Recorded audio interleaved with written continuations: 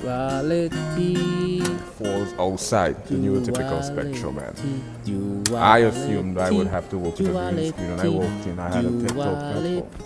So Nolan facilitated that. So it's pretty sort of ambiguous. It's nothing, but it's everything. It sort of becomes whatever is required at that school at the moment. So yeah, Drumbox is absolutely my favorite place to kind of elaborate whatever on my mind. So Drumbox is the place, absolutely, no exception. What is it about Drumbox? Because you did videos on YouTube and stuff. You had a camera phone, obviously. You could just take it straight to the people.